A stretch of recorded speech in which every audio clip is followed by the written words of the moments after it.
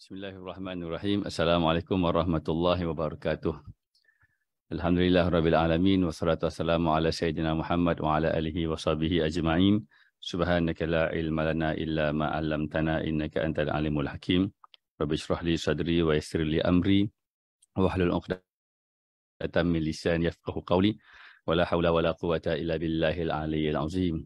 Allahumma salli ala sayyidina Muhammad salatan taj'aluna biha min ahli al-ilmi zahiran wa batina wa tahsyuruna bi'ibadika salihin fi dunyana wa ukhrana wa ala alihi wa sahbihi wa barik wa sallim.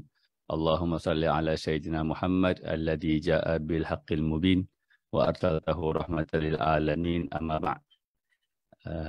Selamat datang dan ahlan wa sahlan kepada semua dalam program Wacana Intelektual Pengajian Al-Quran dan Hadis siri yang ketiga bagi tahun 2023, khususnya kepada para panel jemputan.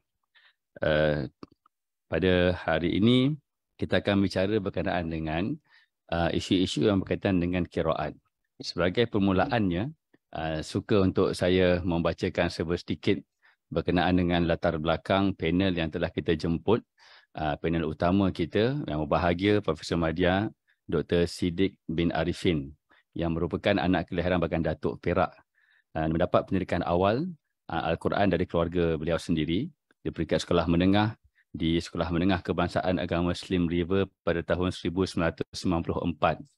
Kemudian melanjutkan pengajian ke peringkat Diploma Tahfiz Al-Quran dan Al-Qiraat di Darul Quran Jakim pada tahun 1998. Beliau telah mendapat anugerah Hafiz Al-Quran terawal di Darul Quran Jakim serta pernah mewakili negara ke pertandingan menghafaz Al-Quran peringkat antarabangsa di Mekah Al-Mukarramah. Seterusnya beliau menyambungkan pengajian di peringkat ijazah sarjana muda dalam bidang Al-Quran dan Qiraat di Ma'had Qiraat Al-Azhar Mesir pada tahun 2002 dan kemudian menyambung lagi pengajian dalam bidang bahasa Arab di Universiti Ummul Qura, Mekah Al-Mukarramah. Pada tahun 2005, beliau telah pulang ke tanah air dan menyambung pengajian di peringkat sarjana pada 2008, seterusnya ke peringkat Doktor Falsafah pada tahun 2011. Ini back to back pengajian. Begitu.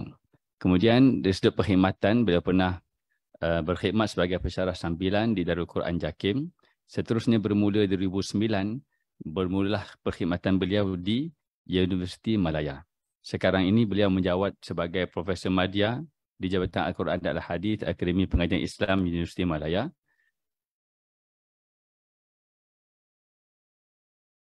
Dan kepakaran beliau adalah dalam bidang hafazan Al-Quran dan qiraat. Kita kongsikan untuk kita mengambil istifadah bersama. Beliau pernah dipilih menjadi fellow penyelidik di Warsaw University Poland. Oh gitu. Okey, di Poland pada tahun 2014. Pada tahun 2017 beliau telah dipilih sebagai pensyarah jemputan dan bertugas di Sakarya University Turki di bawah tajaan Mevlana Program. Pada tahun 2019 beliau telah dianugerahkan cuti sabatikal oleh Universiti Malaya dan melakukan penyelidikan dalam bidang hafazan Al-Quran. Khidmat beliau dalam bidang Al-Quran di Malaysia. Beliau menyumbang kepakarannya dalam bidang pentashihan Al-Quran dan menjadi setiausaha Lajnah Tashih Al-Quran Kementerian Dalam Negeri bermula dari tahun 2013 sehingga kini bagi memastikan teks Al-Quran yang diterbitkan adalah tepat dan mengikut disiplin-disiplin Al-Quran yang perlu dipenuhi. Beliau turut menyumbang kepakaran dalam bidang ibadah haji dengan menjadi guru pembimbing ibadah haji, Pekta Tabung Haji, serta aktif menyampaikan syarahan berkaitan dengan ibadah haji dan umrah. Begitulah sedikit latar belakang berkenaan dengan panel utama kita dan saya kira tanpa melengahkan masa, perkongsian dan bimbingan beliau kepada kita semua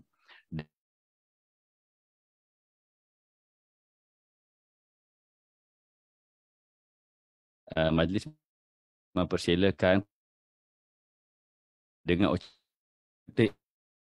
isu daripada bahagian. Tafadhal maskura. Assalamualaikum warahmatullahi wabarakatuh.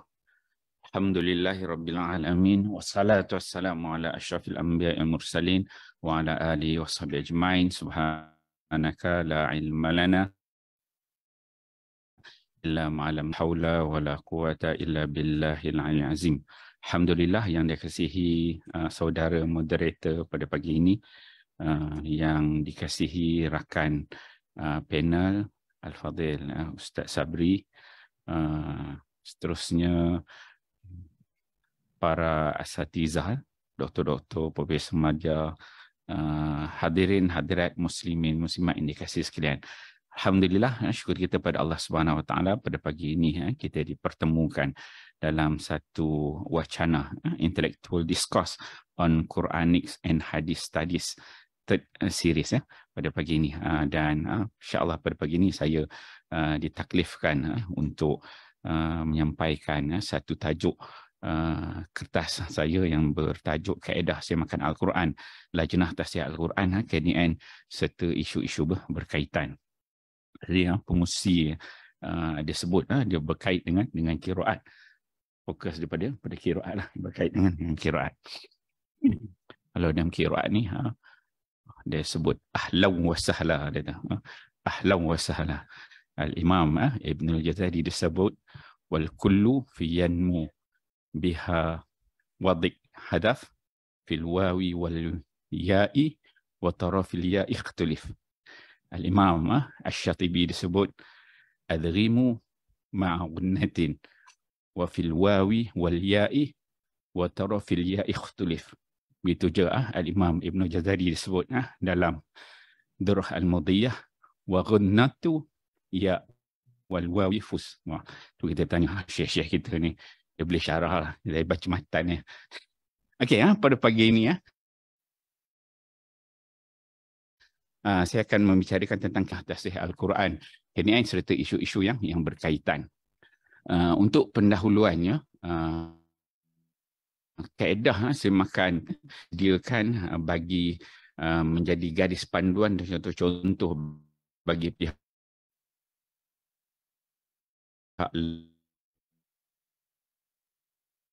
dan persendiri bagi melaksanakan tugas-tugas penyemakan dan penilaian bahan-bahan berkaitan dengan Al-Quran, sama ada dalam bentuk teks atau bahan bercetak dan bahan elektronik.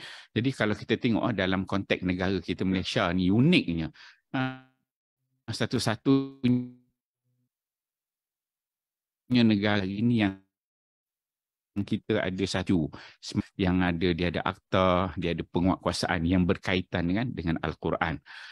Jadi kita di Malaysia ni kita ada satu disebut sebagai lembaga, disebut LPPQ, LPPQ, lembaga saya ada tulis kat sini, lembaga pelesenan pencetakan Al-Quran lah.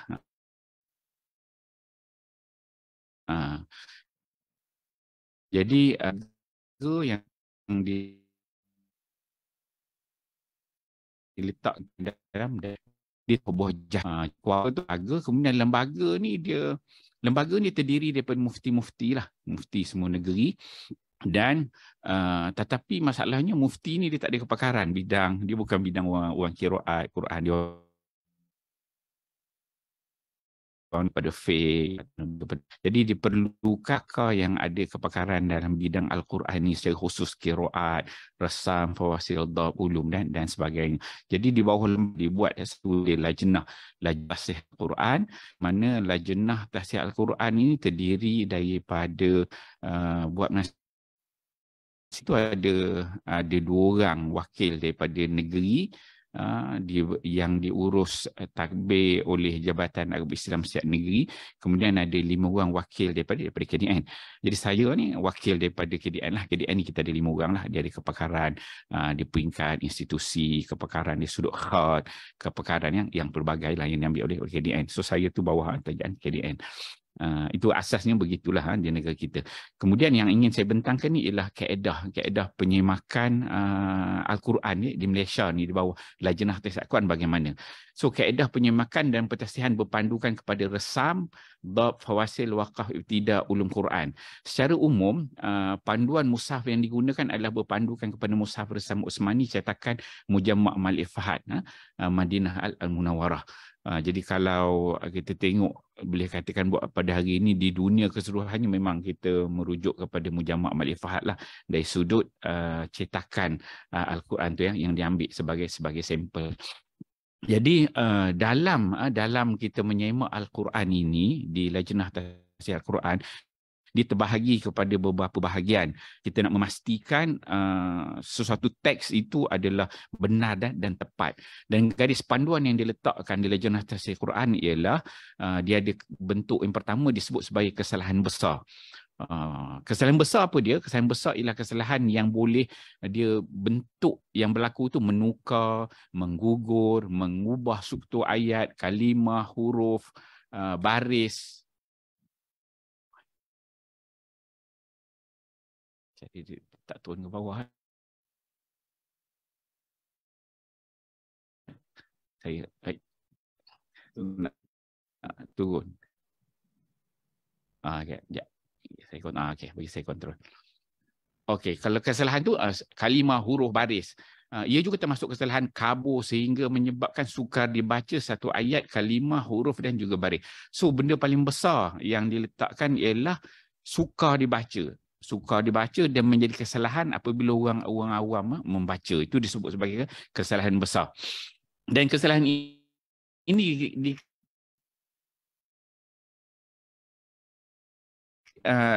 dapat diberikan kepada dua ialah kesalahan pada bahan elektronik seperti CD, VCD dan lain-lain. Dan di Malaysia sebab kita ada akta, segala sesuatu yang melibatkan Al-Quran dia kena lalu KDN, Kementerian Dalam Negeri, dan perlu ada COP, perlu disahkan dan sekarang ni kena ada hologram.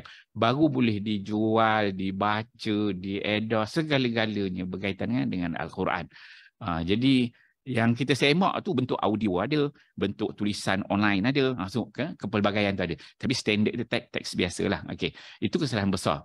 Kalau kesalahan kecil pula ialah kesalahan yang wujud pada ayat, kalimah, huruf, pada baris dan yang disebabkan kotor atau kekaburan pada suatu ayat, kalimah, huruf, baris ayat Quran, walau bagaimanapun ia tidak menjejaskan suatu ayat, kalimah, huruf dan ayat tersebut dan masih boleh dibaca dengan betul. Maksudnya kalau kesalahan kecil ini kalau orang awam baca dia tak silaplah dia baca. Tapi benda tu masih berlaku kesalahan. Kesalahan besar yang pada pandangan ahli lajnah memang orang awam kau baca dia jadi silap. Salah. Nanti kita akan tengok seterusnya. Kesalahan kecil ni dapat dikategorikan kepada dua bahagian, iaitu kesalahan pada bahan bercetak seperti teks dan risalah serta juga dalam bentuk elektronik CD, VCD dan dalam bentuk yang online. Okey, piawai standard semakan ni bagaimana? Apabila ahli lajnah ni dia yang dilulus masalah. Yang kedua disebut LDP, lulus dengan pembetulan ataupun diterima setelah dibuat pembetulan. Dan yang ketiga dia ditolak. Yang diterima ni bentuk macam mana, mana-mana bahan bercetak atau bahan elektronik yang telah disemak mengikut prosedur yang ditetapkan dan ditepati tiada sebarang kesalahan dan kesilapan adalah diterima. Satu, pihak syarikat ini dia perlu ada bahan yang disebut sebagai proof akhir. Proof akhir ialah syarikat ni dia kena sediakan sebagaimana yang nak diterbitkan kepada masyarakat. Maksudnya masyarakat dia akan tengok benda inilah yang akan keluar. Teks Al-Quran tu satu. Ini proof semak syarikat. Maksudnya syarikat ni dia perlu ada juga penyemak syarikat. Yang mana penyemak di peringkat syarikat ni kena ada at least 2 orang dan penyemak ni dia telah mendapat sijil perunding penyemak Al-Quran daripada KDN. Maksudnya dia tahu prosedur, kaedah, bagaimana teknik dia semua dia tahu. Setelah dia tanda tangan semua, yang tu yang masuk sebagai proof akhir yang akan disemak oleh ahli lajnah. Okey.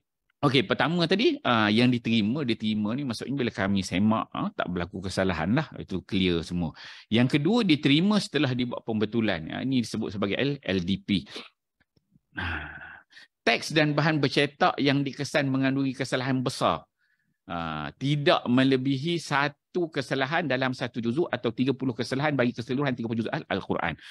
Bagaimana mi'yar penanda aras yang diletakkan dalam semakan? Maksudnya kalau 30 juzuk Al-Quran itu, kesalahan besar dia tidak boleh lebih daripada 30 kesalahan.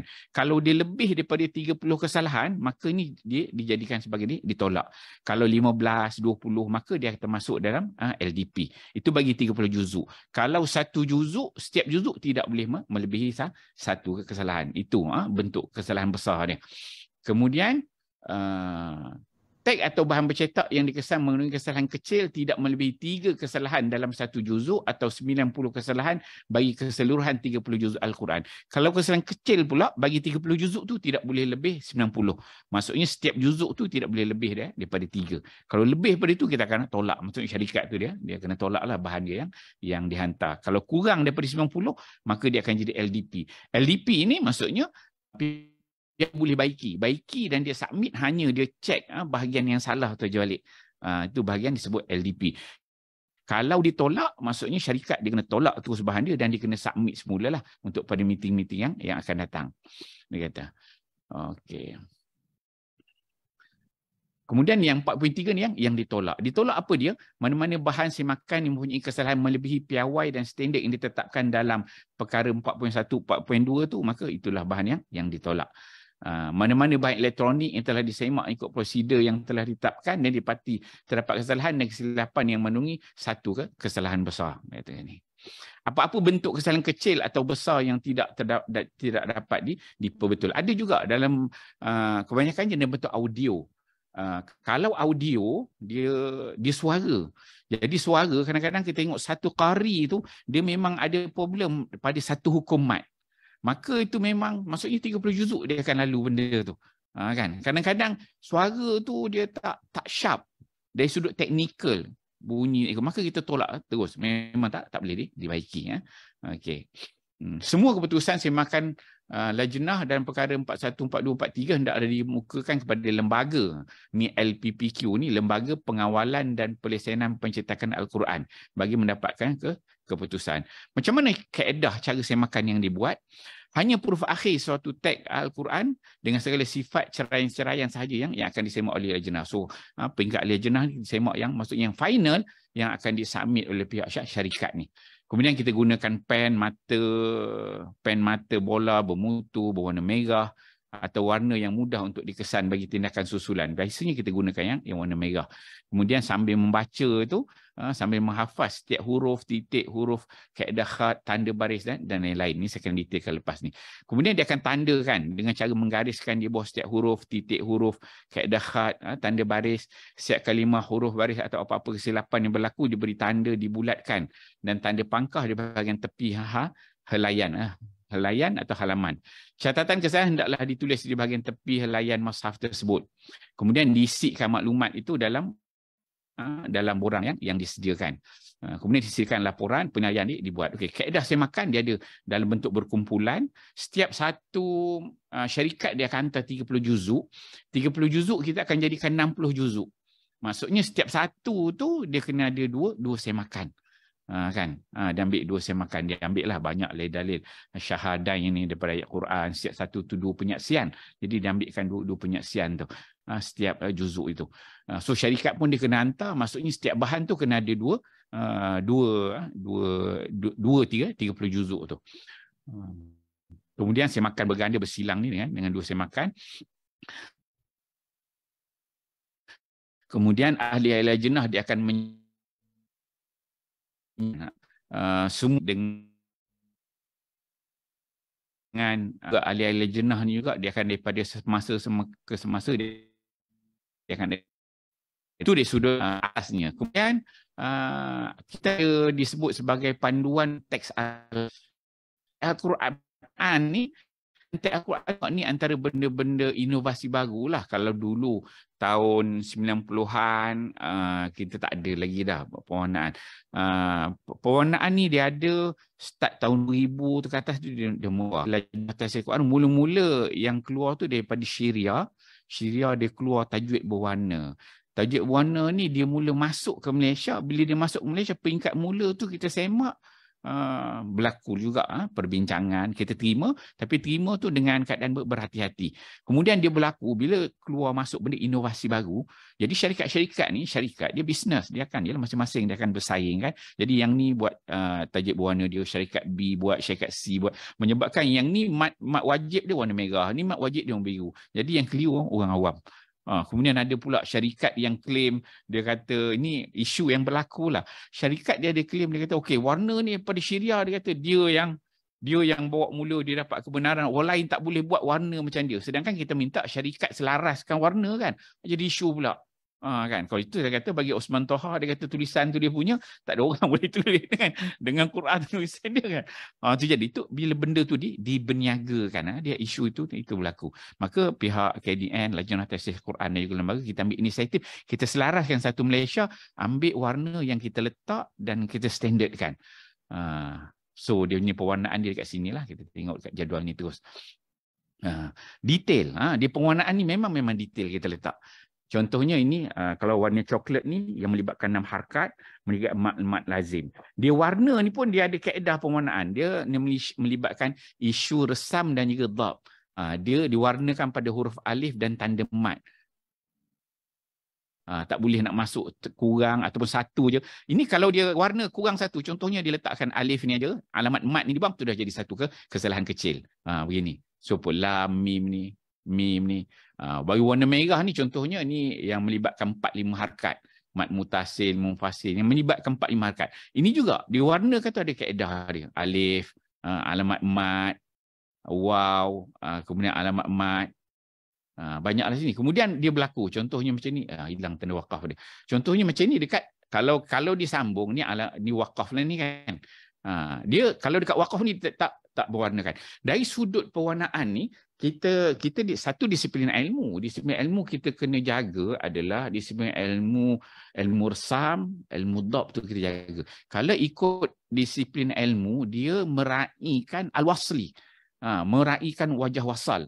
Sebenarnya asal gitu. Tapi apabila kita letakkan pewarnaan, kita kena meraihkan wakaf. Sebab kita mengambil kira orang Melayu, orang Malaysia, bila tanda wakaf dia memang berhenti. Jadi kat sini dia tak boleh warnakan dengan warna merah. Sebab warna merah nanti dia wakaf, dia baca panjang sini kan. Sebenarnya bila wakaf tu dia akan jadi dua harakat. Itu kita boleh nampak. Itu benda yang maksudnya itu dah kita letakkan berlawanan. Ni kadang-kadang dia wakaf di tengah ayat yang ni kita ambil lagi. Pewarnaan surah punya alif saghirah sangat detail. Dan kebanyakan syarikat biasa dia akan adalah kesalahan-kesalahan yang dia lakukan pada pewarnaan ni. Betul mat silah kubra, begitu tanda dia. Okey, bagi ma'arif sukun, dia huruf mat ini. Mat dan juga dia dengan titik dia dan juga alamat kalau sukun ke apa dan sebagainya. Yang paling kritikal dari sudut nak mewarna ni adalah melibatkan hukum dengung. Dengung ni paling payah. Dan banyak kali dibuat perubahan. Sebab dengung ni dia melibatkan 2-3 bahagian. Dia melibatkan huruf yang pertama, huruf yang kedua. Baris huruf pertama, titik huruf pertama, baris huruf kedua, titik huruf kedua. Kemudian lagi besar dia melibatkan huruf di antara 2 kalimah. Ada berapa huruf? Dan huruf ni melibatkan resam. Dia ada yang disebut alif, tuktab wala tuntok wala tuktab, itu dalam kaedah resam kan. Maka itu semua dia ambil kira. Jadi menyebabkan pewarnaan ni macam fariqan kadzabtum. Jadi ini juga kita warnakan sekali. Jadi apa melibatkan dengung ni memang antara dua tu kita warnakan sekali. Banyaklah bentuk-bentuk dia tu. Pada kertas ni saya buat. Kemudian lagi satu dia punya isu pada warna dengung ni, dia ada huruf ra. Ra ni dia ada tafkhim dan juga dia tarkik. Jadi dia bagaimana bila ra tu tafkhim, dia tu termasuk huruf yang dengung. Tu jadi satu masalah. Perlu dihuraikan. Jadi disebab ra ni tafkhim dia ada warna dia sendiri. Jadi dia diwarnakan dengan warna ungu. Dan ada juga syarikat yang dia tak ambil warna tafkhim. Maksud dia tak ada warna ungu. Maka dia akan kembali kepada warna dengung, itu warna hijau. Sebab syarikat ni dalam garis panduan kita beri pilihan. Dia nak ambil tak nak hukum-hukum tu. Kadang-kadang ada syarikat kita ada dalam 6 warna, ada syarikat ambil 2 warna, ada syarikat ambil 3 warna hukum tu. Sebab berbeza-beza. Okey.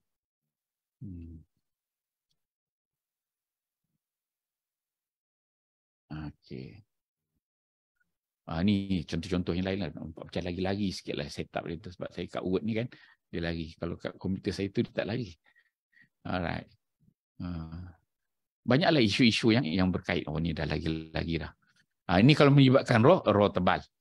Dengan warna ungu. Kemudian dia huruf dia tu resam dan juga dot. Baris. Dot dia resam dia. Raw. Tadi dia masuk dengan dengung. Ini bagi yang tidak menggunakan warna ungu, bagi tafkhim ra. Ada yang tak ambil tafkhim ra, maka ra tu walaupun dia tafkhim tapi dia warna hijau. Lain ni. Detail lah ni. Ketika waqaf itu ra ni kan dia ada contohnya triqin taudi hendaklah diwarnakan hitam berdasarkan wajah yang lebih utama.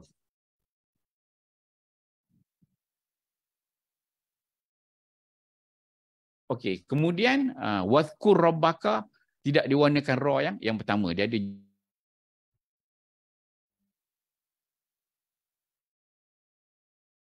jenis 2 ra yang berkait dengan tajuk berwarna. Ruang teks saiz kurang daripada 6x9 kecil tanpa terjemahan tidak dibenarkan menggunakan kedapatan. Sebab kat ni bila dia bisnes, macam mana pun bila dia ada orang kata dia punya dah tag yang pertama tu kecil mana pun dia masukkan warna. So tu tak sepatutnya berlaku lah.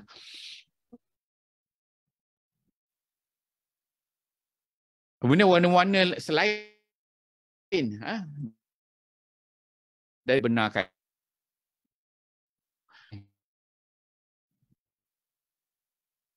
Itu ikut warna juga pihak letakkan. Sebab kadang-kadang bila bahan tu masuk, warna dia tu tidak bersesuaian. Tak berapa cerah, tak cukup hitam, tak cukup kelabu, merah dan coklat tu sama. Maka kita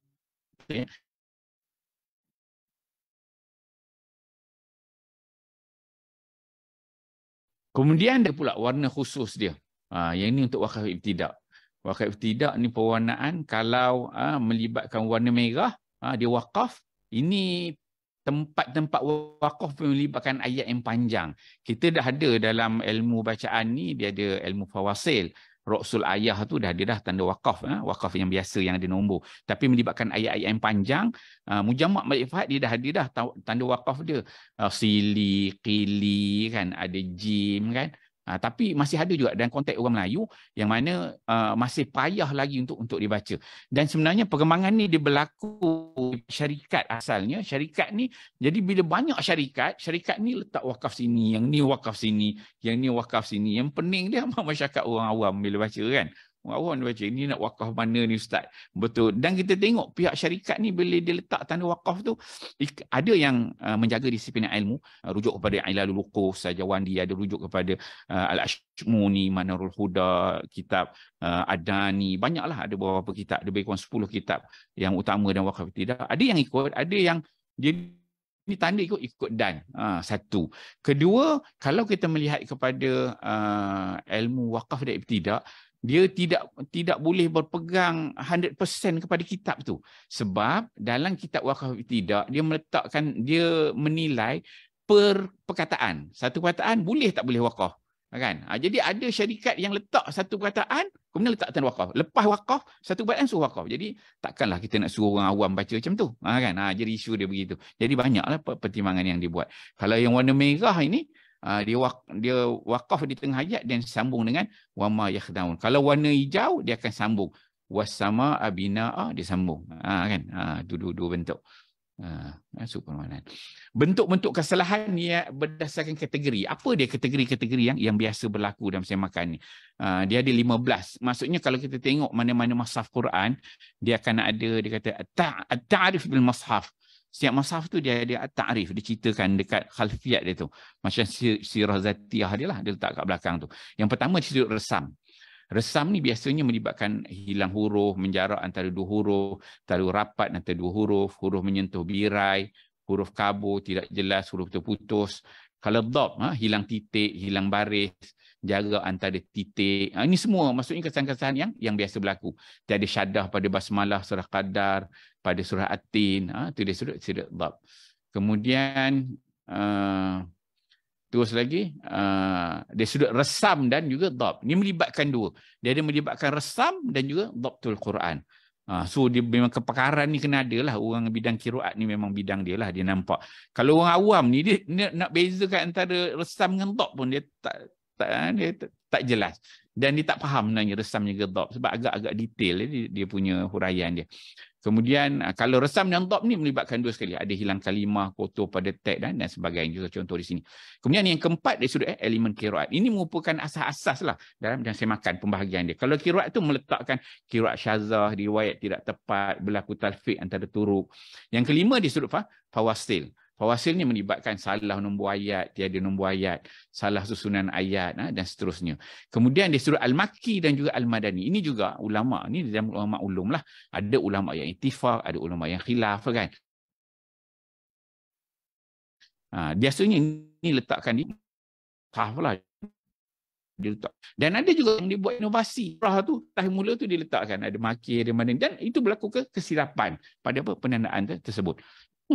Kemudian di sudut al-ajza' wa al-ahdzab. Salah nama juzuk, salah susunan juzuk, tiada tanda hizib, salah nombor hizib.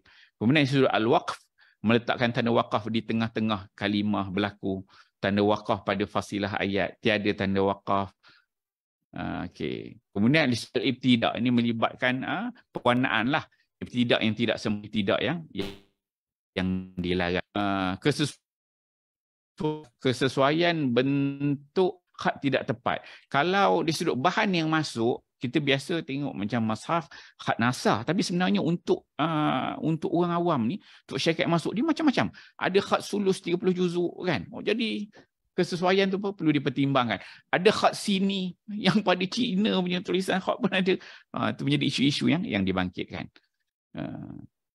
Kemudian di sudut al-harf, huruf-huruf yang digunakan tidak menepati mushaf Utsmani. Ni huruf ni lebih kepada al-qiraat dia lah. As-sajadat, tanda-tanda sajadah. Tiada tanda sajadah pada ayat sajadah di birai, tiada garis. Ni semua kalau kita merujuk kepada mushaf Madinah tu di mana dia letak lah. Satu digariskan. Dan garis pada kalimah itu juga ada khilaf dalam ulama. Kemudian dia punya tanda sajadah pun ada. Ada yang habis ayat dia letak tanda. Ada yang lepas 2 ayat dia letak tanda. Itu juga dia ambil kira, dinilai. Dan garis bagi setiap perkataan tu terletak di atas. Kalau letak di bawah tu kira satu kesalahan. Kemudian perwarnaan tajwid. Tajwid ni tadi sebagai saya sebutlah, ada kesalahan tu tidak mengikuti spesifikasi pewarnaan pada tanda wakaf yang telah sedia ada, pewarnaan yang tidak dibenarkan. Kalau melibatkan audio, ini berlaku gangguan audio tidak jelas, potongan ayat yang sama diulang, sebutan kalimah tidak sempurna. Dan yang terakhir 15 ni ialah sudut teknikal. Teknikal ni apa? Salah nombor pada muka surat ni berlaku. Saiz tulisan yang tidak dibenarkan, tidak mengikut spesifikasi mushaf mujamma' ma'rifat. Biasanya pihak syarikat ni apabila dia inovasi yang dia ketengahkan, dia akan ambil teks asal, apa yang dibuat ialah dia ubah frame, color, usik itu, usik ini, letak perkata, letak terjemahan, letak tafsir, letak asbabun nuzul, letak hikmah, letak itu, letak ini kan. Jadi apabila syarikat ini dia mengusik teks, itu yang kami selalu ingatkan, syarikat jangan usik teks. Bila dia usik teks, itu memang satu benda besar. Selagi mana dia tak usik teks, kurang berlaku kesalahan. Tapi once dia berani usik teks, dia akan lari, tanda, titik semua akan lari. Ada syarikat dia ambil teks itu disusun. Sebab kalau kita tengok, kalau kita buka di internet, buka mauqi', Mujamak Mal-Ifhad, dia dah sediakan sebenarnya teks 30 juzuk ni, ambillah secara percuma, buat print apa nak buat, dia memang kasih lah. Tapi syarikat ni biasalah inovasi-inovasi yang dia ketengahkan. Ini cara kan kami menyemak. Maksudnya apa perlu dibuat? Saya nombor satu, sampai dekat satu muka surat pertama kita kena pastikan nombor satu, nama surah tepat, kita kena tanda right. Nama juzuk ni susunan dia, nama juzuk ketiga tak masuk. Boleh kecil sikit lah, kecil sikit.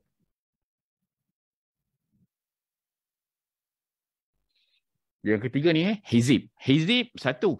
Kemudian nombor pada hizib. Kan? Lepas tu nombor muka surat. Ini semua biasa yang berlaku lah di sudut frame. Nombor muka surat. Yang kelima ni nombor ayat. Nombor ayat. Kita kena tanda right kan. Kemudian yang keenam ni pada fasilah. Dan berlaku. Apabila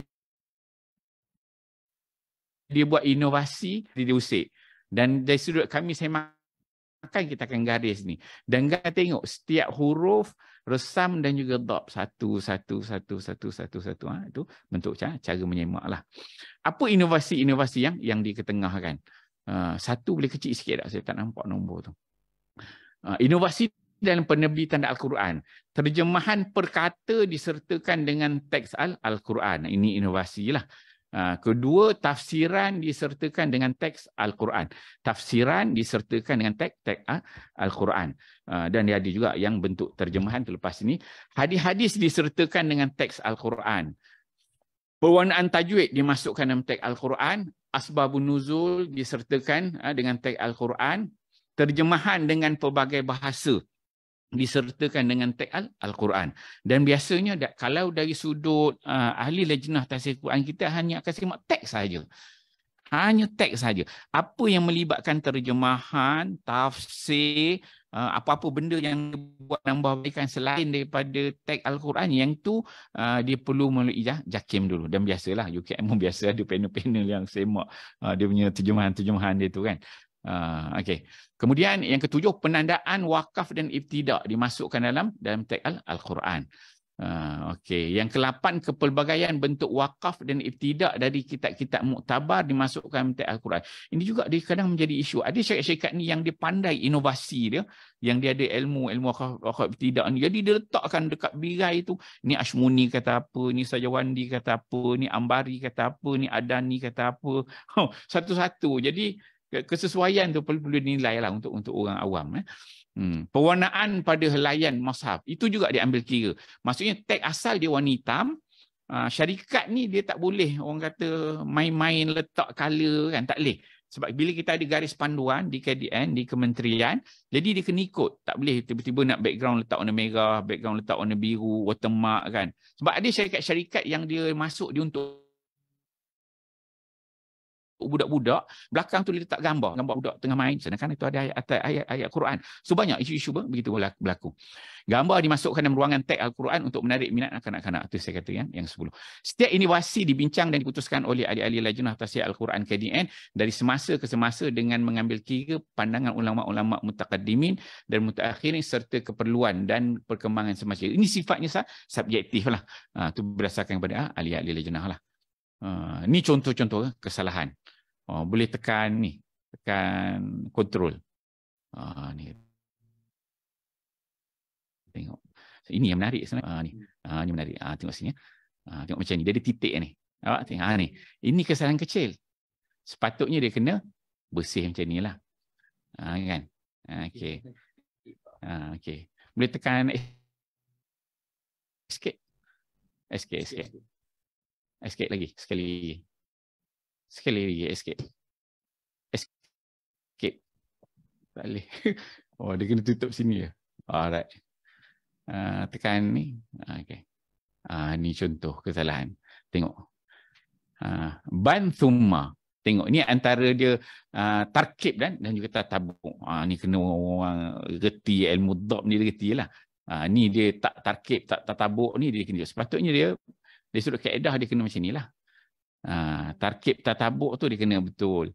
atas bawah. Dan kalau kita tengok Mujamak Malik Fahad ni di sudut tulisannya ada beberapa version. Yang latest tu dia ubah sikit, dia sudut tarkib dan juga tatabuk ni.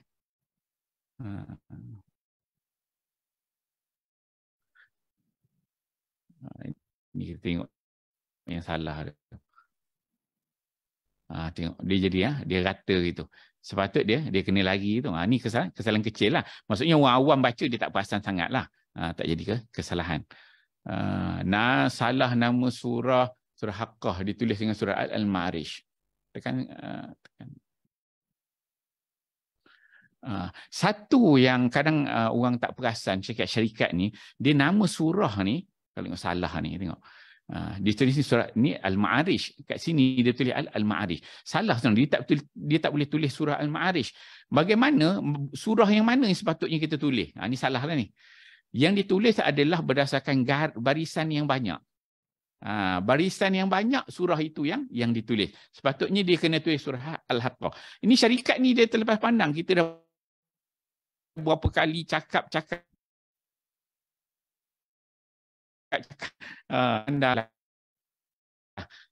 ini pun tak berlaku kesalahan. Tanwin, tatabuk. Ini tadi. Siapa dia ulang ni?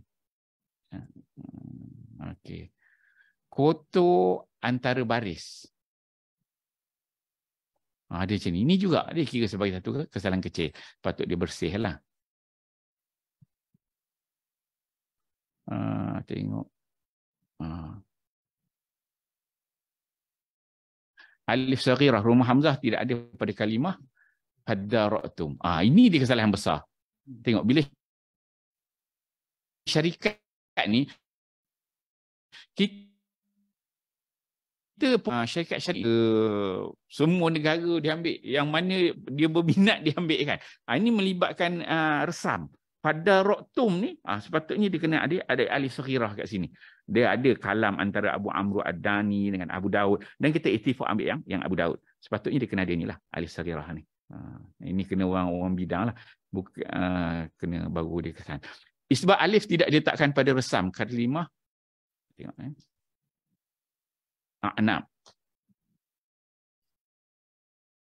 A'nab. Dia letakkan alif saghirah kat sini. Sebenarnya dia kena letak isbat, bukan kepada kepakaran di sudut resam antara isbat dan juga hadzaf. Itu bentuk kesalahan besar lah ni. Nombor 2 ni isbat hadzaf. Huruf zal tidak dibariskan dan huruf ya yang dibariskan.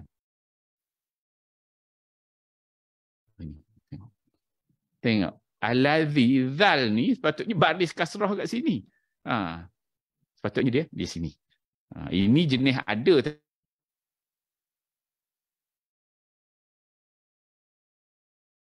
tepi lagi yang tak ada tu yang ula ika hamzah ni dah tak ada dah, baris dia hilang. Sepatutnya dia ginilah ada. Huruf dad fathah dibaris dengan kasrah. Ni juga kena hafiz ni baru dia dapat kenal dan baca kena baca wasal, dia tak boleh baca waqaf. Tengok ni. Wal ardi. Macam boleh ini ayat kursi kalau orang biasa mungkin boleh baca, kalau tempat lain kan. Patutnya kena al-arda. Dia bila syarikat dia usik benda-benda macam ni. Inilah orang awam keliru. Fathah huruf ya hilang. Dah. Baris hilang. Patutnya dia baris fathah ni. Ni dah hilang. Dia dah kosong dah kat sini. Tak ada. So baca tu dia kena baca dengan perlahan lah. Dan kami juga ahli lajnah agak manusia biasa. Risau sebenarnya. Bila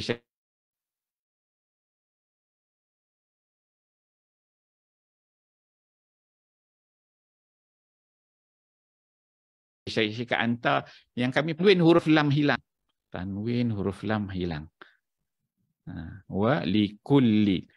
Tengok tanwin sebab likullin, tanwin hilang. Sepatutnya di sini tanwin. Likullin ja'alna kan. Jadi likulli. Ini yang betul-betul original lah yang disemak oleh ahli-ahli lajnah kan. Alamat mat hilang dari huruf jim. Ja'u. Maksud orang awam dia akan baca 2 harakat lah ni. Sepatutnya jadi mad mutasil. Sepatutnya dia kena ada ini. Syaddah pada huruf lam hilang.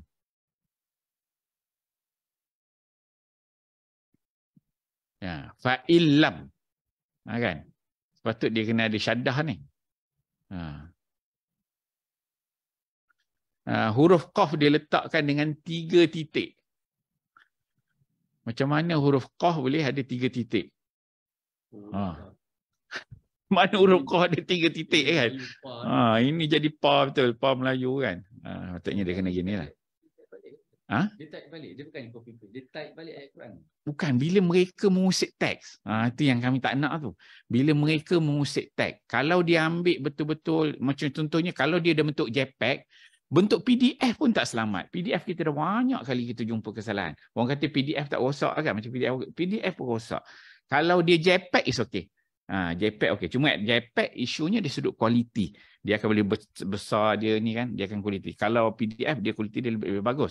Tapi kalau ini yang diusik teks memang lagi. Kebanyakannya bentuk PDF. Ni mungkin daripada PDF lah. Bila dia dah banyak buat kopi-kopi kan, dia boleh kesalahan. Huruf hamzah qatab berbaris atas ditukar kepada hamzah wasal tanpa baris.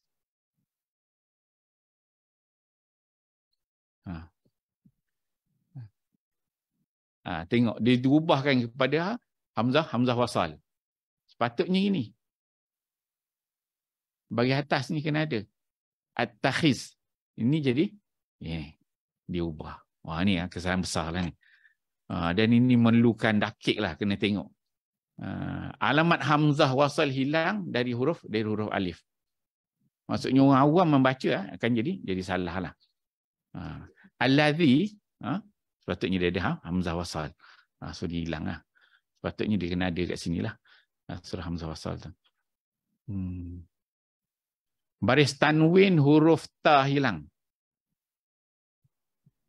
Tanwin huruf ta. Bijahalati, bijahalatin kan? Hilang. Tanda syaddah hilang dari huruf lam.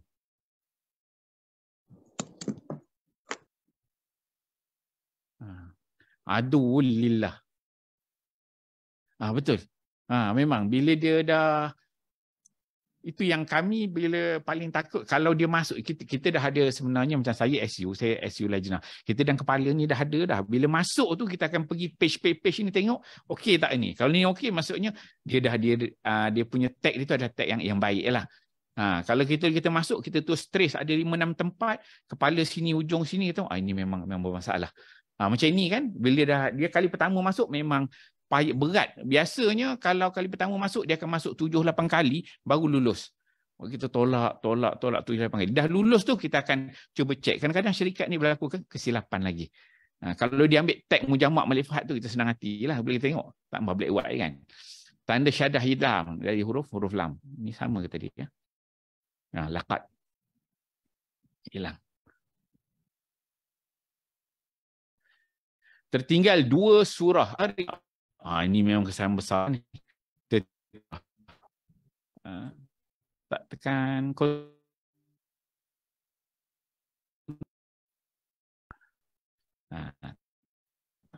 Tengok. Lepas surah Al-Fajr, dia tu Al-Ghasyiyah kat sini kan. Sepatutnya dekat sini. Surah ini, satu muka surat ni hilang. Ini memang jenis kesalahan besar lah tu.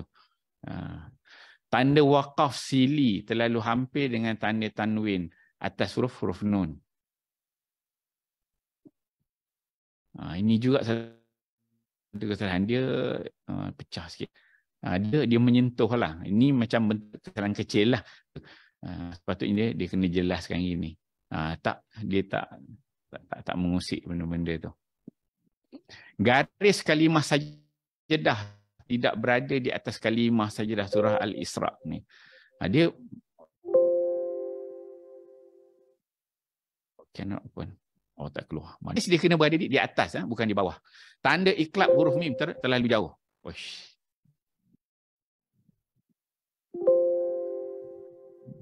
Tak boleh tu kot. Tak apa, tak. Tak kata. Lah, ini tak tahu mana fail dia begitu. Sekejap. Tertinggal nama surah dan juzuk. Mana pula lagi ni? Huruf nun dan alif bercantum.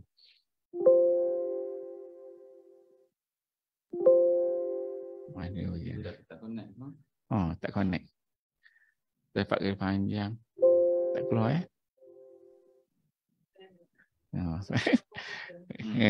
mungkin kot. Ekor huruf waw menyentuh bingkai. Kedudukan huruf hamzah kurang tepat.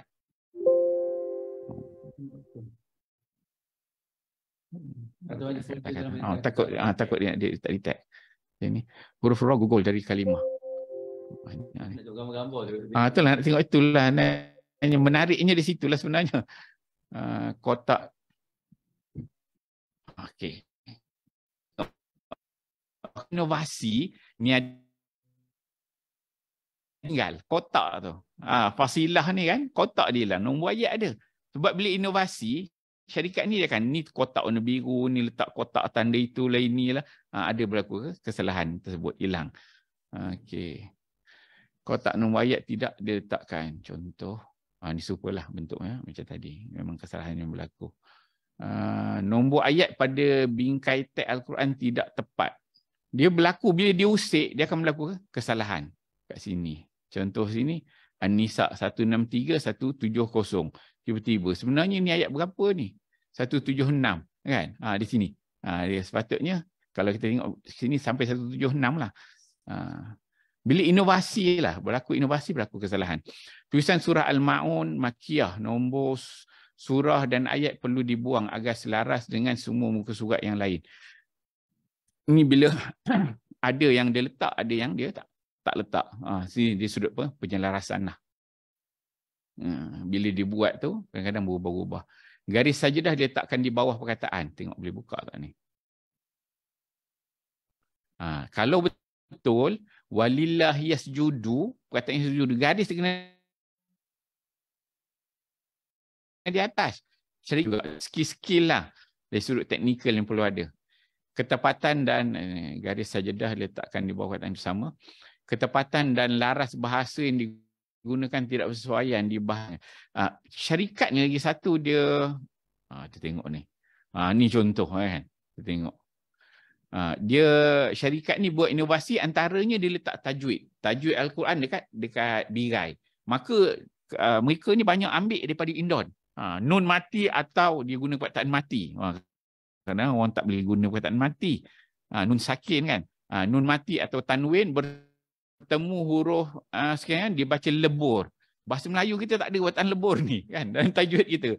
Dia ada watan lebur, ada berbeza kata. Memang bahasa ni standard Indon kan. Dia ambil itu, dia syarikat, dia tengok apa yang menarik dia nak bawa. Apa lebur tu? Itulah jadi kita akan tolak minta syarikat dia baiki jadikan bahasa Melayu boleh difahami. Kan? Jadi memang banyak kerja lah. Kerja peringkat syarikat tu. Huruf hamzah qatak dan baris fathah gugur dari teks. Kita tengok ni. Sepatutnya ada ni kan. Nampak? Ni. Banyak lagi lah. Saya banyak ni. Memang saya SU kan benda ni pada saya tu semua.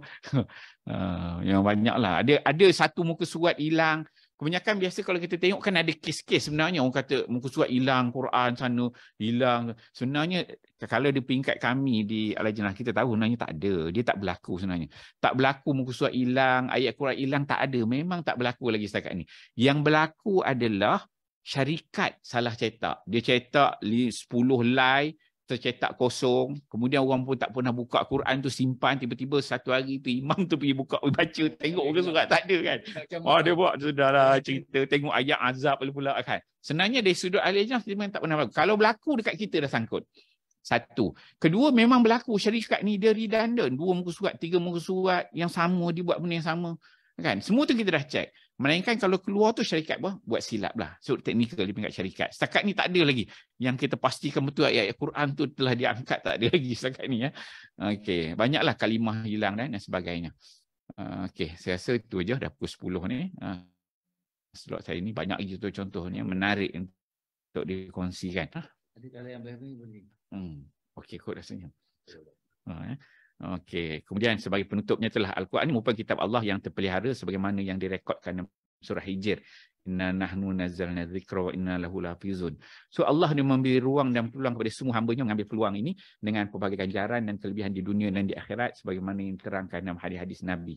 So dalam konteks negara kita Malaysia ni, kita juga mengambil peluang ini untuk meraih kelebihan tersebut di samping tujuan utama memelihara kemutawatiran Al-Quran sepanjang zaman. Dan kita nampak dari sudut pengawalan Al-Quran teks ni dia bermula daripada zaman Nabi sendiri. Zaman Nabi turun, kemudian turun dengan satu wajah, dengan lurah Quraisy. Kemudian Nabi minta Jibril turun, berlakunya pelbagai lahajat. Zaman Nabi pula, zaman Nabi itu dia ada final. Zaman Nabi itu ulama kata dah ada satu final dah. Al-Ardu al-Akhirah itu, yang mana Zaid bin Sabit. Itu dah ada dah satu kekangan. Dia tengok dah final kan. Masuk zaman Sayyidina Osman, berlakunya penyelarasan lagi. Kemudian berlaku Dhab dan sebagainya. Sampailah kepada kita berani. Dan Quran ni isu dia tak habis.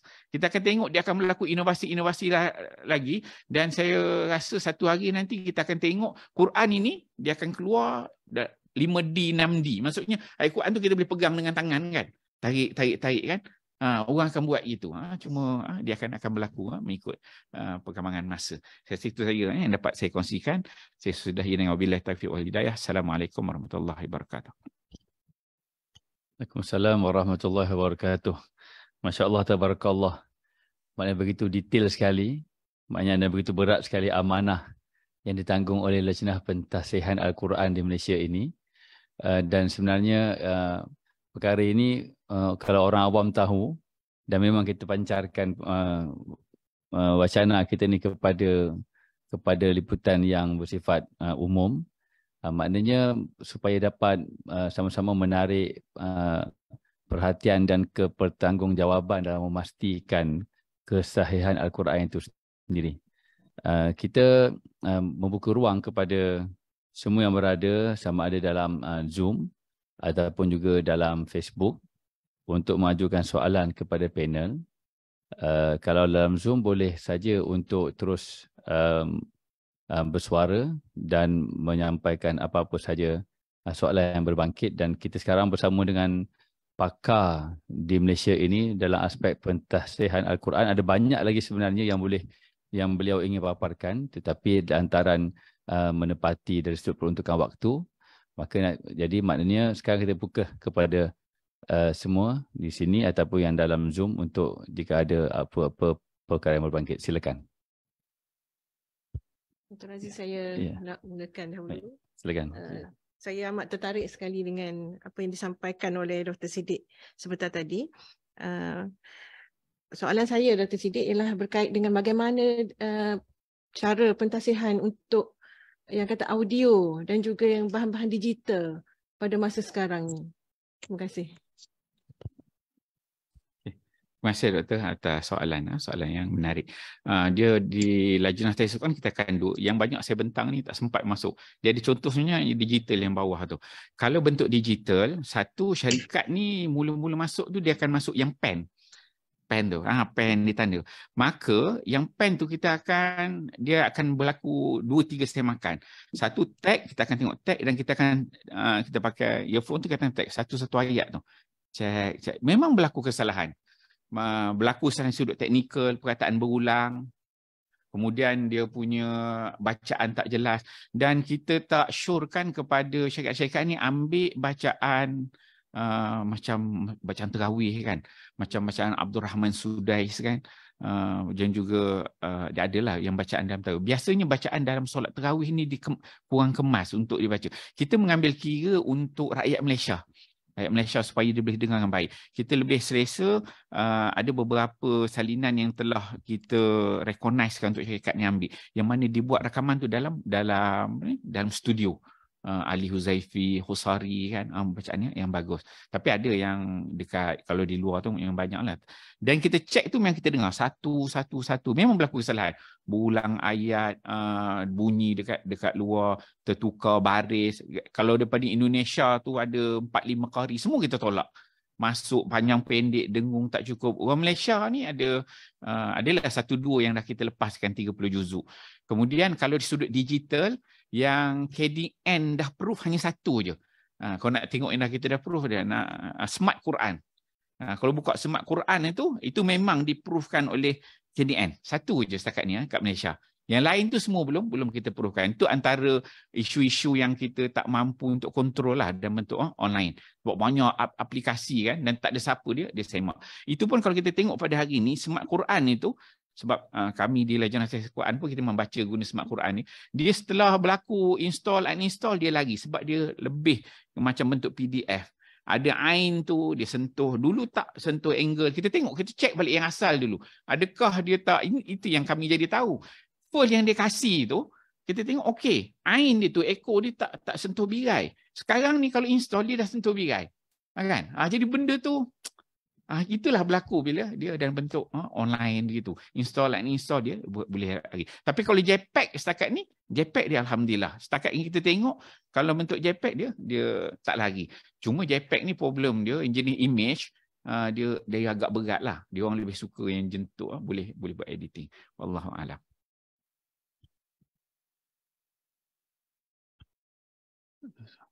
Betul. Kita ada ruang waktu yang banyak untuk kita bermuzakarah pun, sama ada yang di sini ataupun yang dalam talian. Silakan Dr. Faizul. Waalaikumsalam, bahagia Profesor Madya Dr. Siddiq. Ada sedikit soalan pembentangan yang menarik, insya-Allah. Kita lihat dalam kaedah peletakan tanda, ada setengah tempat yang selalu masyarakat lakukan kesalahan. Contohnya apabila bertemu hamzah wasal dan hamzah qata, kan, dan dad ni selalunya dia raikan wasal. Saya beri contoh fis samawati tuni bi kitab. Jadi huruf hamzah yang kedua tu ditulis dengan hamzah. Jadi selalu apabila, sebab di situ ada tanda waqaf, fis samawat, ramai yang waqaf. Dan ibtidak ketika mana bertemu hamzah wasal dengan qata' dia kena ibtidak dengan ibdal, kan. Dan hamzah ya'an situ sebab mula dengan kasrah, jadi itu ni. Jadi adakah pihak KDN ada ambil tindakan untuk perkara ni? Itu satu. Kedua, setengah tempat untuk qiraatul Quran ni, bacaan, dia ada wajah yang muqaddam adaan. Contohnya panjang munfasil, wajah munfasil. Muqaddam adaan 4 harakat, kan. Muqaddam 4 harakat. Maknanya kita kena dahului wajah 4 lah kalau ikut riwayat. Dan ada setengah tempat yang lain, contohnya ta'manuna, wajah ikhtilas dan wajah ismam. Setengah kitab kata wajah ikhtilas itulah yang muqaddam adaan. Yang ni bagaimana keadaan lihat perkara ni lah. Terima kasih. Terima kasih kepada doktor yang bertanya soalan yang menarik.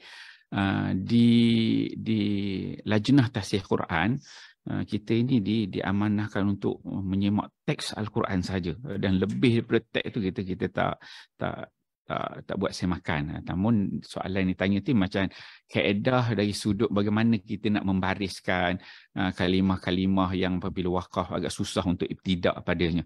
Biasanya ni dah berlaku dan banyak syarikat-syarikat yang dia letakkan pada birai. Kita pastikan di Lajnah Tahfiz Quran, kita pastikan pada teks dalam Al-Quran tu dia tak berubah. Tapi syarikat-syarikat dah banyak dah dia letak yang mana huruf yang hamzah wasal, kan, dia letakkan dekat birai tu. Nak bariskan macam mana qul huwallahu ahad Allahu samad, kan, dia akan bariskan itu ni, dia letakkan pada birai. Dah banyak dah syarikat yang buat, yang ada dengan terjemahan, yang ada dengan tajwid. Itu yang pertama. Kemudian begitu juga macam antara wajah ismam, antara dengan wajah raum, dah ada dah syarikat yang letakkan di tepi.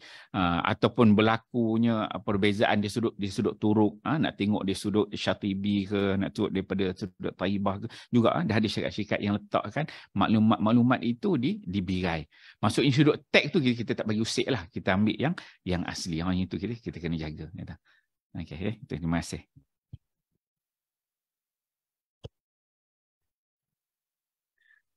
Boleh lagi ke Dr.? Sila.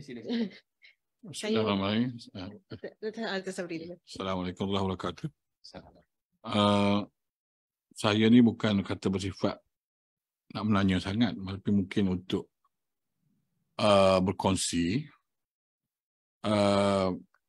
iaitu tentang ayat-ayat Quran yang dipaparkan ataupun digantung ataupun diletak ataupun apa istilah sekalipun di masjid-masjid dan surau-surau.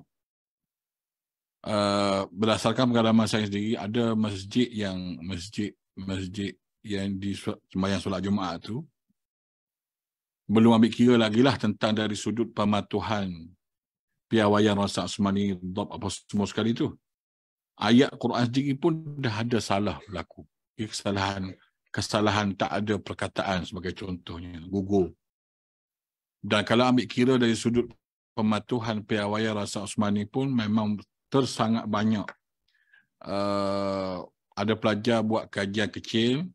Kalau ke semua sampel-sampel yang diambil oleh pelajar tu, masjid-masjid yang dipilih oleh pelajar tu, boleh dikatakan hampir 98-99% tu memang ada kesalahan. Jadi mungkin Dr. Siddiq sebagai setiausaha dalam KDN, wallahu alam, sebab kalau bila kita melihat dari sudut itu, berkemungkinan tidak ada satu badan ataupun ahli kuasa yang menyemak Al-Quran sebut sebelum mereka letakkan di masjid-masjid. Dan lebih menyedihkan, kesalahan itu juga berlaku pada masjid-masjid yang besar, yang menjadi tumpuan orang ramai. Jadi saya mungkin mengesyorkan ataupun mungkin Dr. Siddiq mungkin boleh bagi pandangan, KDN mungkin tidak berkesempatan untuk melihat keseluruhan Quran-Quran yang dipapar ke seluruh masjid di Malaysia ni. Dah ada berapa puluh ribu masjid, dah tahu kan. Sebab tu saya sering kali setakat inilah bercakap dengan kawan-kawan, dan dalam kajian-kajian pelajar buat sekecil pun, mungkin di jabat agama peringkat daerah ke peringkat negeri ke, ditempatkan pegawai-pegawai yang ataupun mereka-mereka yang berkemahiran, yang mampu mengesan ataupun mengesahkan dahulu setiap masjid yang hendak memaparkan ayat Quran, dia tampal ataupun digantung itu mesti ada ataupun melepasi satu proses pentasihannya supaya tidak berlaku kesalahan sedemikian. Sebab ada di kalangan masjid dan surau itu, bila ditanya, ada ayat Quran yang mereka beli itu daripada nilai 3. Yang sudah pasti, kalau saya tak silap maklumat, Quran ataupun frame Quran yang ada di nilai 3 itu memang ada datang dari negeri China pun. Kan? Dan kalau dulu pun dalam pengalaman KDN sendiri pun ada Quran yang dicetak sendiri oleh China di Malaysia ni, di Taman Seri Kembangan pernah ditangkap. Jadi itulah perkara-perkara sedemikian. Itu belum ambil kira lagi Quran yang letak di RR, di tempat sembahyang, di stesen minyak. Banyak kesalahan berlaku sedemikian di kedai-kedai mamak. Jadi mungkin saluran yang boleh digunakan oleh Dr. Siddiq sebagai setiausaha, ataupun mungkin dah usaha ke arah sedemikian dah berlaku, Allahu a'lam, untuk melihat perkara-perkara tadi, sebab kelihatan dia agak seriuslah kesalahan sedemikian. Allahu a'lam. Terima kasih Dr. Sobri. Memang menarik. Macam saya refer balik pembentangan saya ni, yang saya bentang ni adalah garis panduan kaedah pentasihan Al-Quran. Kita sebenarnya di KDN, kita ada satu lagi, mungkin lain diskurs wacana kita bentang itu pula. Kita ada garis panduan nama dia kaligrafi Al-Quran. Kita ada banyak garis panduan kaligrafi. Itu yang Dr. Sobri sebut tadi. Kita ada garis panduan kaligrafi Al-Quran yang pertama. Yang kedua, kita ada pakar-pakar khat di Lajnah Tasihih Quran. Kita ada. Maksudnya kalau melibatkan khat ni, kita akan ada pakar, johan-johan pakar yang mana dia orang memang hafiz Quran, punya disiplin ilmu, dan dia boleh menentukan. Cuma sebagaimana Dr. Sabri sebutkan lagi, sebenarnya dari sudut kaligrafi ni pun dalam 4-5 tahun yang baru kita buat dan pakar kita dah ada, memang berlaku, memang betul berlaku. Ada masjid yang grand, dia kena, bila dia buat salah tu, dia kena baik, apabila dia komen, dia kena keluar modal 5-6 juta. Sebab kesalahan itu dia memang dia kena cabut lah benda tu. Memang 5 juta, memang berlaku. Itu satu. Dan memang sebagaimana Dr. Sabri cakap tadi, memang berlaku dekat nilai 3. Itu memang banyak lah. Daripada China. Kita ada bahagian penguatkuasaan di KDN. Dia akan cek barang yang masuk semua. Dan baru kita meeting, kita akan jumpa semua benda ni. Dan terbaru saya meeting minggu lepas dengan Mufti Lembaga, dengan Mufti-Mufti. Kita dah ada beberapa ketetapan yang kita buat. Antaranya isu yang dibangkitkan tadi ialah kaligrafi pada masjid. Kita dah berbincang dan menyetujui bahawa di masjid sekarang ni memang ada ratus ribu. Yang tu kita tak boleh kontrol, kita akan tengok semasa ke semasa. Cuma yang terbaru kita minta pihak Jabatan Agama. Sebab masjid ataupun surau nak buat, dia kena ada Jabatan Agama. Okey, setiap negeri dia akan ada mufti. So mana-mana nak buat masjid, surau, nak buat, minta kebenaran daripada apa-apa bentuk tulisan yang letak dalam masjid surau, dia kena ada kena ada draft, kena hantar ke pejabat agama. Pejabat agama dia akan refer lah balik kepada kita KDN, okey ke tak boleh khat, tulisan ni semua betul proof. Kita bagi satu, dia baru dia akan tempah dia buat. Yang pertama. Kedua, dah siap tu, kita pihak Jabatan Agama dia akan bekerja. Tapi yang ni baru di peringkat kita nak bergerak lah. Bagus atas idea-idea yang bagus. Terima kasih Dr. Sabri. Najah, silakan. Saya ni soalan berkait dengan, sebab kita tahu penerbitan Al-Quran sangat banyak dan tak tahulah berapa banyak naskah cetakan Al-Quran yang ada kat Malaysia. Mungkin Dr. Siddiq boleh maklumlah mengenai hal ini. Itu yang pertama lah. Berapa, kalau ada dalam data doktor, berapa banyak naskah sebenarnya yang telah ada di Malaysia ni. Dan yang kedua ialah berkait dengan profession sebagai perunding Al-Quran, ataupun yang kata semakan yang tadi kan, itu satu profession lah kepada graduan-graduan kita. Dan saya kira macam ada satu peluang kepada graduan kita ataupun daripada lepasan daripada Timur Tengah yang ada latar belakang bidang qiraat, tahfiz dan sebagainya ni, untuk mereka menceburi, untuk memberi sumbangan kepada Al-Quran di Malaysia, dan apa proses-proses yang perlu mereka ada untuk mencapai pada tahap mereka ni layak menjadi seorang perunding Al-Quran di syarikat-syarikat penerbitan dan juga di KDN. Terima kasih. Okay, terima kasih Doktor atas soalan. Soalan menarik. Berapa banyak dah Quran cetak Malaysia ni? Dia kalau sistem yang terbaru ni, kita ada hologram. Hologram ni, setiap mushaf tu dia surat beranak dia. Maksudnya kita katakan syarikat A, dia minta 50K, 50,000. Maka dia akan dapat hologram, dia kena beli. Satu tu 30 sen kalau tak silap saya. Daripada KDN, KDN akan keluarkan. Jadi kita dapat trace lah. Maksudnya dia cetak ni 50K. Memang cetak satu tu ada surat beranak dia. Tapi sebelum tahun 20 tahun 90-an, awal tahun 2000, masa kita tak ada lagi sistem hologram ni. Dan syarikat ini, bila dia dapat je kelulusan pada COP tu, dia memang tak ada nombor, ikut suka dia lah. Kan? Berapa banyak dia nak print. Memang terlalu banyak. Dan paling banyak berlaku cetakan Quran ialah semasa PKP. Itu satu benda yang memang Quran ni dia benda ajaib lah. Orang tak boleh pergi pejabat semua. Jadi kita ada sistem online. Syarikat-syarikat besar semua jadi kaya raya disebabkan jual Quran. Berjuta-juta dia orang jual. Sebab duduk rumah tak tahu apa, duduk baca Quran lah. Beli Quran online, duduk baca Quran kan. Buku-buku semua tak laku. Duduk rumah baca Quran. Memang kalau kita tengok statistik, kita panggil syarikat-syarikat ni, dia orang memang tak hidup masa PKP, semua hidup dengan Quran. So terlalu banyak cetakan yang besar-besar ni. Tapi dari sudut bilangan tu kita tak dapat kontrol. Yang tak ada hologram. Yang dah ada hologram ni memang ada data di KDN. Tapi masih barulah 2-3 tahun ya. Dan 3-4 tahun ni kita mula hologram. Setiap tu ada. Kemudian kalau yang masuk melalui jalan tikus, yang tu kita memang tak boleh kontrol lah. Dia memang ada di pasaran. Itu memang kita tak boleh buat apa lah. Okay. Kemudian yang kedua, di KDN kita ada nama dia sijil profesional, sijil perunding semakan Quran, sijil profesional perunding semakan Quran. Kita memang dah ada modul dah di KDN. Maksudnya pihak KDN kita berhadapan dengan syarikat-syarikat. syarikat. Kita akan panggil pihak syarikat, satu syarikat lah yang pertama. Kemudian kita ajar jabatan-jabatan agama, penguat-penguat kuasa, dan kita buka juga untuk pelajar-pelajar, orang awam. Memang sentiasa kita buat berkala.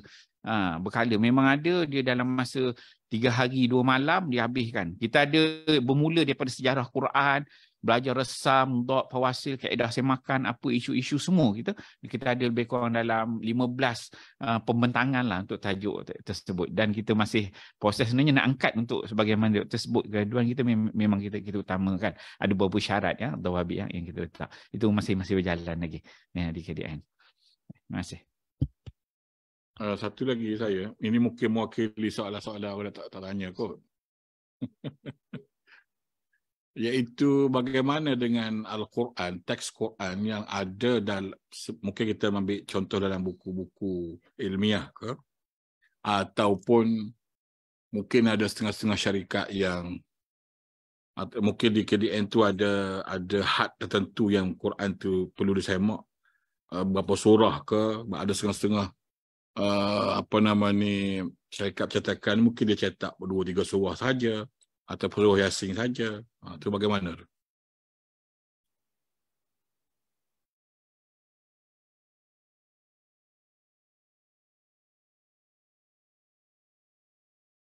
Tekan tu untuk supaya masuk suara. Kalau ikutkan, kita bimbang kesilapan tu lah. Kalau pandangan doktor sendiri, wajar tak kita memasukkan teks Al-Quran ataupun memadai kita masukkan terjemahan saja untuk buku-buku ilmiah ni? Terima kasih. Terima kasih. Soalan yang menarik ni.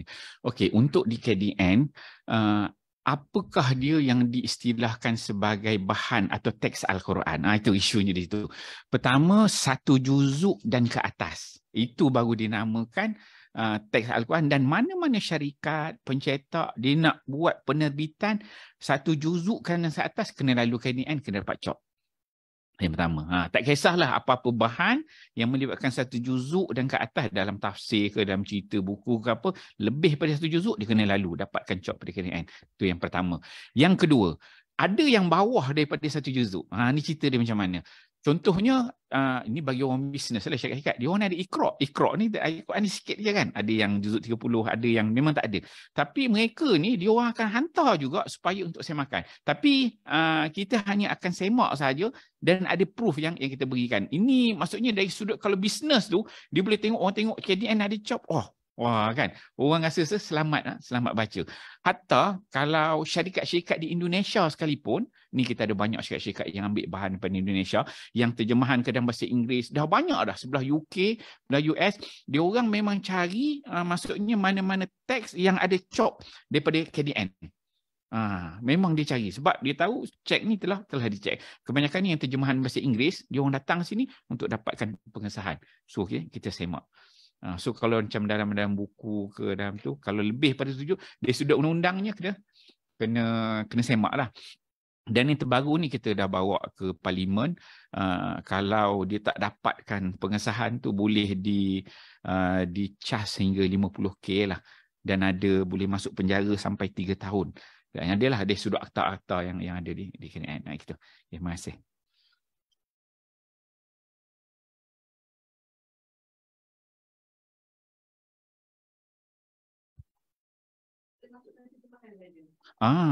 Memang syarat. Kita sebenarnya di KDN dengan kita duduk dengan mufti-mufti semua, kita dah ada fatwa-fatwa. Banyak dah fatwa berkaitan Quran ni kita keluarkan.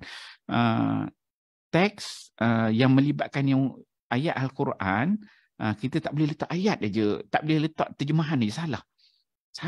Dia sudut hukum dia salah. Dia makin kena ada teks dia. Memang kena ada teks. Teks tu pun dia adalah ada teks yang sempurna, teks tak sempurna, kaedah nak meletakkan tu kan. Memang kalau di KDN kita memang pastikan benda tu. Sebenarnya ada baru ni tafsir Al-Bayan, ada beberapa tafsir yang kita semak, ada yang diletak, ada yang tertinggal, semua tu kita komen. Sebenarnya letakkan. Memang kena ada tag syaratnya. Tapi kalau macam dia tulis sikit-sikit tu, yang terlepas pandang tu kita tak ni lah. Tak ada lah. Yang masuk dan semakan kita akan cek ikut spesifikasi yang ditetapkan garis panduan. Moderator pun nak tanya juga ni. Kita menjadikan muzakarah masa masih ada. Maknanya kalau macam yang Lujnah tu dia memeriksa Al-Quran, maknanya manual. Maknanya bukan tak ada guna macam contohnya digital ke, scan ke, ada apa-apa yang guna teknikal, yang komputer, ataupun manual satu-satu baca. Ramai-ramai kita macam nak tahu jugalah macam mana proses tu kan. Kalau boleh kongsi. Dia main dengan Quran ni ada, sebelum saya jawab itu tadilah, ada dah beberapa universiti yang cuba buat aplikasi, contohnya dia letak satu muka surat, dia scan, warna ni keluar ni salah kan. Tak jadi, Quran tak ada, tak jadi. Tak boleh. Ada berapa dah? Kita dah ada berapa dah kita tengok tak boleh. Quran ni memang kena manual. Kita masih manual. Duduk pasangan sana juzuk 3, kita duduk sini, kita akan semak baca satu-satu huruf. Satu-satu kita tanda, tengok baris, titik, dot, tanda wakaf. Sebab dia subjektif. Syarikat ni yang tulisan baik, ni wakaf dia lain, yang ni letak tambah huruf, yang ni letak terjemahan, yang ni potong perkata, yang ni atas, yang ni ada pewarnaan tajwid, yang ni ada inovasi tu. Oh, memang subjektif. Dia memang kena manual. Setakat ni tak ada lagi yang boleh membantu. Audio pun macam tu juga. Memang manual kita semak. Memakan masa lah. Biasa 3-4 hari sekali kita meeting, duduk, semak. Memang begitu manual. Maknanya satu permohonan, sekali meeting, selesai semua. Ya, betul. Baca pada awal balik. Mesti. Betul. Satu-satu. Subhanallah. Subhanallah. Okey, setakat ni saya rasa untuk yang di sini. Assalamualaikum. Tanya boleh silakan. tak? Boleh, silakan. Bismillah. Assalamualaikum warahmatullahi wabarakatuh. Saya nak tanya satu soalan ni. Tapi tak tahulah soalan ni dia masuk ke tak masuk dalam perbincangan ni, tapi nak tanyalah juga. Silakan Dr. Wahami, silakan. Berkenaan dengan bacaan Quran ni dalam TV, dalam mana-mana lah. Jadi yang dibaca tu oleh kalangan artis kadang-kadang tu, itu masuk dalam KDN ke? Kalau masuk dalam KDN, macam mana dia punya inilah, maksudnya peraturan ataupun guideline lah bagi KDN itu sendiri lah macam untuk mengatasi masalah ni lah. Itu saja.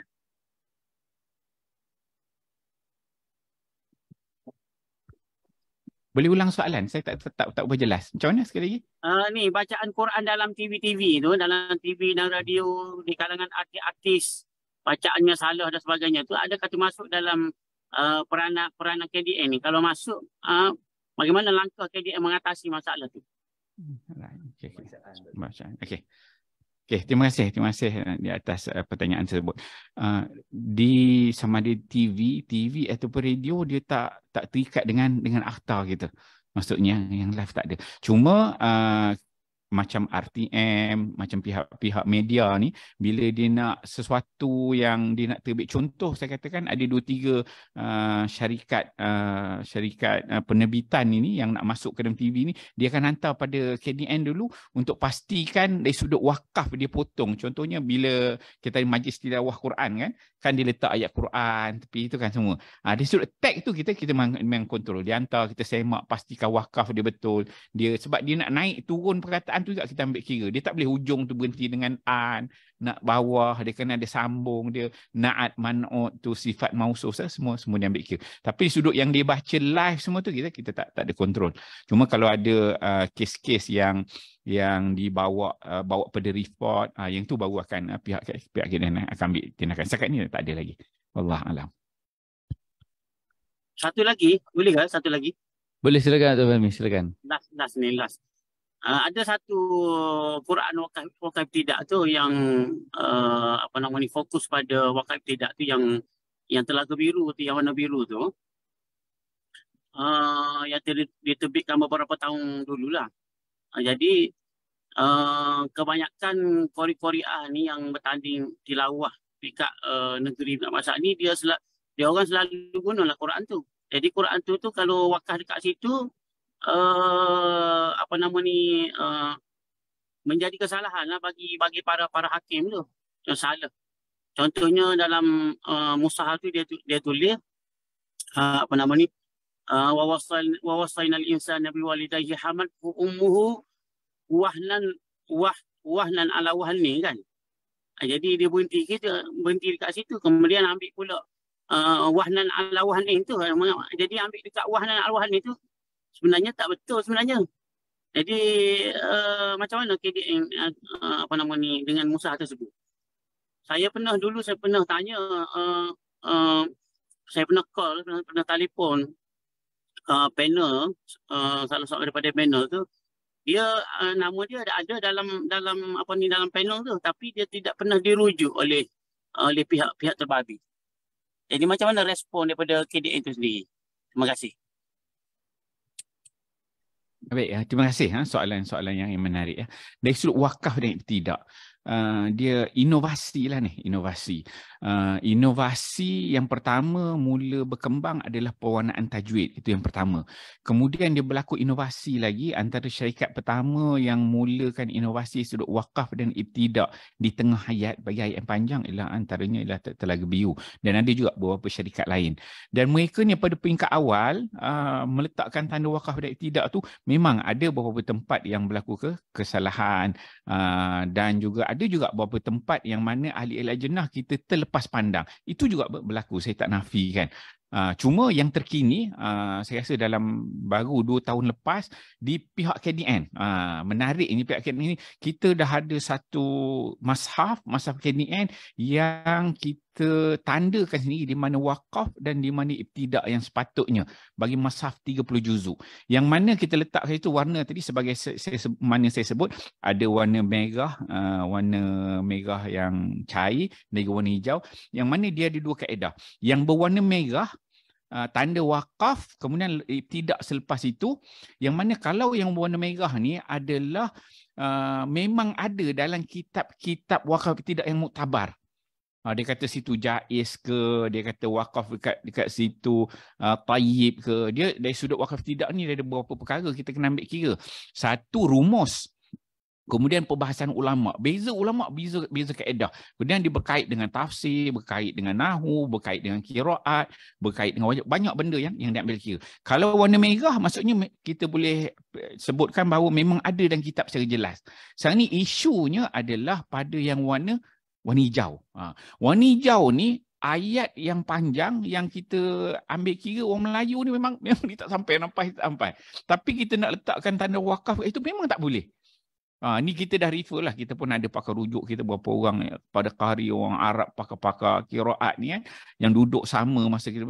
Boleh tak boleh tu, ada tempat tu kita boleh cuba raikan, maka kita akan ambil warna hijau. Sebab itu saya refer kan, mana-mana nak baca baca yang KDN punya surat wakaf tidak itu memang jelas lah. Maka yang warna hijau tu bila dia refer kadang-kadang dia memang jauh sikit. Dan ada beberapa tempat bila kita buat perbincangan dengan ahli-ahli Quran ni, memang dia tak benarkan juga letak, walaupun warna hijau dia tak benarkan. Sebab bila letak warna hijau, dia akan ganggu maksud tu. Taluk dia tak lepas. Dia akan sangkut. Dan dia kata biarkan ini, buat setakat ini, cari Tok Guru, biar Tok Guru tu ajar dekat dia. Maksudnya kalau dia tersilap pun boleh Tok Guru. Jangan kita letak. Kalau kita warnakan, dia akan jadi tashkik dekat situ. Jadi masalah. Gitu yang boleh saya bantulah. Tapi setakat ni yang terbaik KDN punya. Dan memang saya tak nafikan memang ada beberapa mashaf yang kita dah terlepas. Sebab peringkat awal dulu kita tak detail mana sangat dari sudut wakaf ibtidak. Sebab ni antara benda-benda yang baru. Gitu. Terima kasih. Dari sini sebenarnya kita pun ada banyak kali juga diminta oleh pihak JAKIM dan ramai jadi panel untuk semakkan ni. Memang selalulah kita jumpa peletakan tanda wakaf yang pelik-pelik ni, ataupun ibtidak kat mana, wakaf kat mana kan. Banyak pelik-pelik. Kita komen macam tu lah sebab dia tak minta pun kita semak wakaf ibtidak tu. Saya nak tanya pasal tu, mushaf yang KDN tu, kat mana kita boleh dapat kalau ada jual? Untuk mushaf KDN tu mungkin boleh hubung dengan pihak urustia KDN lah. Dia dah lancar daripada tahun 2021, 2022. Dia dah bagi ke Jabatan Jabatan Agama, dia bagi, kemudian dia bagi pada Agong. Itu mungkin dia ada cetakan pertama, dia dah masuk cetakan yang kedua dah. Mungkin boleh berhubung dengan pihak urustia lah untuk dapatkan maklumat dengan jelas.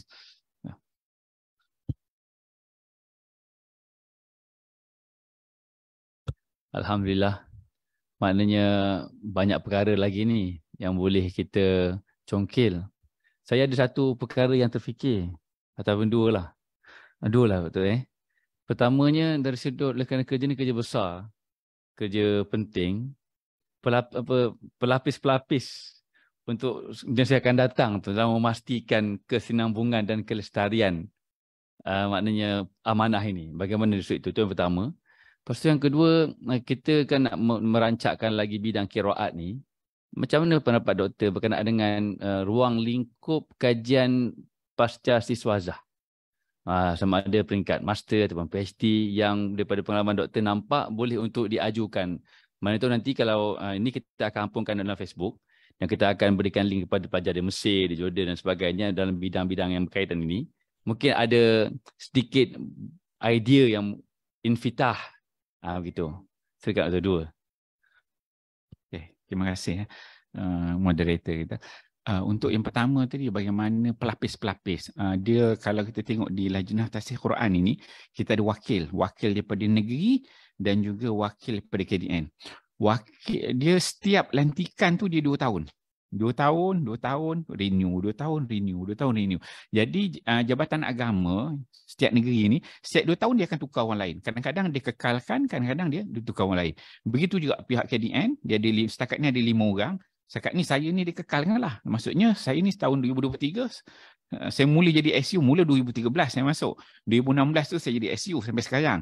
Kemungkinan 2025 nanti dia nak cari orang lain, maka dia carilah orang lain. Maksudnya benda tu boleh berlaku. Maksudnya kalau di peringkat negeri-negeri ni pula, maka setiap 2 tahun tu dia akan tukar orang baru. Ada yang dia kekalkan. Maka ilmu tu dia akan berkembang. Ada juga permohonan daripada luar minta jadi ahli lajnah sebab dia ni bawah kementerian dan ada bajet-bajet, ada kuasa peringkat negeri, federal, ada peringkat state tu. Jadi benda tu kena dia ambil kira. Tapi maksudnya di sudut perkembangan tu dia berlaku perkembangan lah. Cuma skop dia hanya orang bidang pakar je lah yang berlaku. Maksud saya tu, itu satu perkara. Maknanya yang anak-anak pelajar kita daripada Darul Quran, kita nak groom dia pergi kepada master, PhD, sehingga maknanya nanti generasi akan datang tu. Maknanya ada dari sudut pengamalan KDN tu sebab pelapis untuk generasi demi generasi, bukan rotation tu semata-mata tu. Okey, betul. Kalau dari sudut tu kita ada sijil perunding lah. Sijil profesional perunding Al-Quran. Yang tu dia boleh ambil daripada KDN, boleh masuk tu. Cuma yang tu pun saya rasa dalam 3-4 tahun ni kita baru siap modul tu. Maksudnya bila dia masuk benda tu, dan mungkin juga saya terfikir juga kalau nak bawa sijil ni peringkat universiti, dia bawa peringkat universiti jadikan satu course kan, 3 jam kan, 3 credit hour, boleh dibuat sebenarnya. Tapi kita paling kena polish lagi lah. Okey, dari sudut tu. Kemudian dari kalau sudut ilmu qiraat yang saya nampak tu, sebenarnya bila qiraat ni dia berkembang, tapi dia tak macam disiplin ilmu lain lah. Kepakaran tu perlu ada. Dia problem yang saya nampak dekat Malaysia ni, di sudut ilmu qiraat ni, kebanyakan yang belajar tu dia lebih belajar dari sudut hanya bentuk bacaan yang khusus-khusus. Tapi sudut ulum itu kurang. Mungkin di sudut ulum tu perlu dikembangkan. Sebenarnya sejarah dia tu terlalu luas. Cuma kurang orang yang mempelajari. Kalau peringkat postgraduate ni, kita perlu dari sudut qiraat tu perlu mengkaji, orang kata dalam bentuk tahriratnya, tabaqatnya kan. Kemudian khilaf-khilaf kubra yang berlaku kan. Sudut ilal kan. Bentuk yang tu saya nampak masih ada ruang lah untuk dikaji. Okay, itu. Terima kasih. Saya tertarik dengan CJ profesional tu. Sekarang ni dah berjalan ke macam mana? Dah. CJ profesional tu memang berjalan. Tu dikontrol oleh pihak KDN lah. KDN ni dia akan buat daripada semasa ke semasa. Peringkat negeri ada. Dan dia akan ada lah. Cuma mungkin macam orang tak berapa nak tahu sangat kan. Dia ada. Peringkat negeri, penguat kuasa. Perundingan Quran. Perundingan Quran yang masya-Allah.